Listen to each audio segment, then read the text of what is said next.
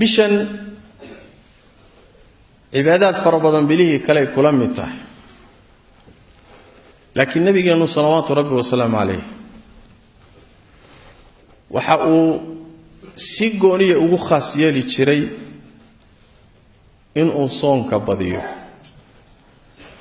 marka waxaa habboon bishan in la badiyo soonka xikmad baa ku jirto bishan waxa loo soomayo oo nabigu soonka u badin jiray salawaatu rabbi wa salaamu calayhi xikmad baa ku jirta xikmadda qaar ka midana nabiga tilmaamay salawaatu rabbi wa salaamu calayhi oo Aisha waxay weydiisay rasuul ilaahay bishan maxaad soonka u badisaa wuxuu nabigu yiri sallallahu alayhi wasallam bishani waa bil ay dadku moog yihiin oo halmaansan yihiin ilaahay cibaadadiisa laba bilood bay u dhaxaysaa bisha rajab leeyda oo ashhurul hurumka kamida afarta bilood ee xurmada leh goonida ah bay kamida iyo bisha ramadaan oo bishii soonka iyo cibaadaadka ah labada bilood oo bilaha xurmada leh kamid tahay midna ay bishii ramadaan ba tahay labada bilood bay u dhaxaysaa dhexday ka baxda marka dadka badankood iyagoo moog oon kaba warhaynin oo cibaadada ilaahay iyo taacadiisa halmaansan bay bishu dhaaftaa sidaas daraadeed baan soonkeeda u badinayaa buu nabigu yiri salawaatu rabbi wa salaamu calayhi cilada labaad wuxuu nabigu ku cileeyay sallallahu alayhi wasallam wuxuu yiri bishani waa bisha acmaasha kor loo sii qaado adoomadu waxay sameeyeen sanadka taacadki khayraadki wixii la sameeyay baa kor la geeyaa oo kor loo sii qaadaa saas daraadeed waxaan jeclahay anigoo sooman in amalkayga la sii qaado ayadana waa sabab kale oo nabigu ku tilmaamay salawaatu rabbi wa salaamu calayhi macnaha inoo soo baxay waxa weeye nabigeena si aan ugu dayano salawaatu rabbi wa salaamu calayhi bishan cidii kari karta soonkeeda ha badiso hadiyigi nabigeena way salawaatu rabbi wa salaamu calayhi dariiqiisii arinta labaad ee baraarujinta mudani waxay tahay bishan markay ay kala baranto habeenka niska ay tahay waxa dhacda arrin weyn arrin cajiib ah xagga rabbi ka timi tabaaraka wa taala maxay tahay arrintaas wuxuu nabigu yiri salawaatu rabbi wa salaamu calayhi habeenka bisha shacbaan ay kala baranto nis noqoto habeenkaas allah baa wuxuu daalacdaa adoomadiisa dhamaantood intuu abuurtay oo dhan buu daalacdaa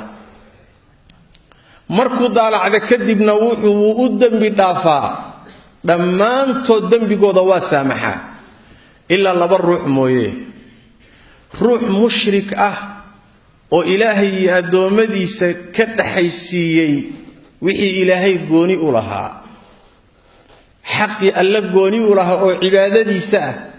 oo tawxiidkiisa oo kaliyeelidiisa ah ninkii wadaajin galay oo ilaahay iyo adoomadiisa ka dhaxaysiiyay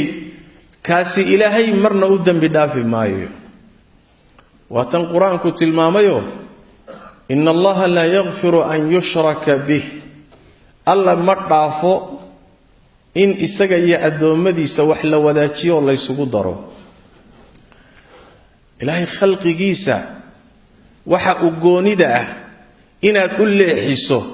waa dambi ilaahay laga galo ka ugu weyn adduunkana wuxuu keenayaa inaan dambigaaga haba yaraatee la saamixin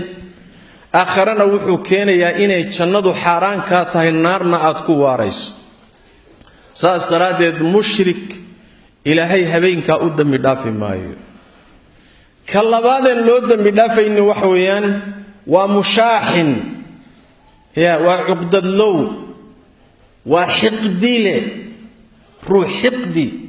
iyo nacayb qalbiga ugu haya ruux muslim ah asagana loo dhaafi maayo waa cajiib mushrika garanaya kan uurka ka jiran ee muslimiinta colaada u haya ama xiqdiga u haya ama u xanaaqsan maxaa lagu maagay sababtu wax weeyaan u fiirso meesha la geeyay isaga iyo mushrigii baa la isdaba dhigay isla isgarab dhigay ولا فوقي وحن ماشا كفهمينا إلهي تبارك وتعالى الدنبية لغا غلا كو ugu waaweyn waxa kamida inuu qalbigaagu jiran oo uu jiran yahay dadka Ilaahay adoomadiisa ee muuminiinta ee muslimiinta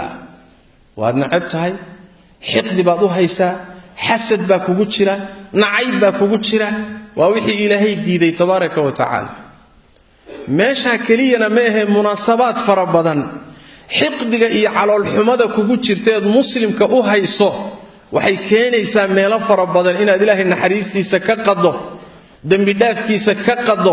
halis u gasho rabbi cadaabkiisa iyo cuquubadiisa tabaaraka wa tacaala